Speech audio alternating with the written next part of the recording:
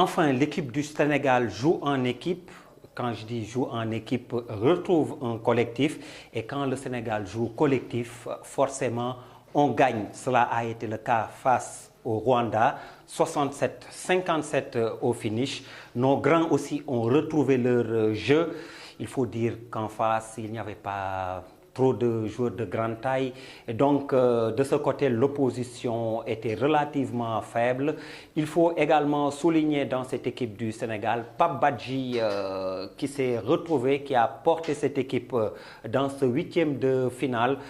On le disait depuis le début de cet afro-basket qu'il fallait jouer en équipe. L'équipe du Sénégal avait des individualités, mais c'est le projet de jeu qu'on ne voyait pas sous-tendre les actions de cette équipe. Comme je l'ai dit, enfin, cette équipe joue. Et puis en face, le Rwanda n'a pas connu la réussite des matchs précédents, comme contre la Tunisie, titillé jusqu'au bout. Une Tunisie finalement éliminée.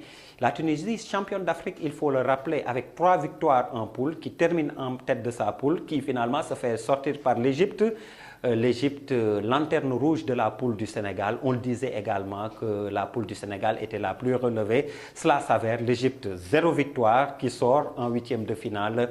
Cette équipe de la Tunisie, titillée, il faut le rappeler, jusqu'au bout par le Rwanda. C'était un match pour bien se qualifier, mais finalement, il aurait mieux valu peut-être pour les Tunisiens de ne pas se classer leader, de se faire battre par ce Rwanda pour peut-être être deuxième et éviter l'Égypte qui a finalement éliminé les champions d'Afrique en titre. Donc, pour revenir à notre propos, à propos du Sénégal, ce tournoi, c'est une équipe qui va montrer beaucoup de niaque, beaucoup de volonté, l'envie de vaincre, qui va rentrer avec le trophée.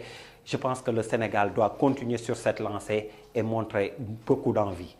Allez, à la prochaine, c'est dès demain, le point de DER sur www.gfm.sn.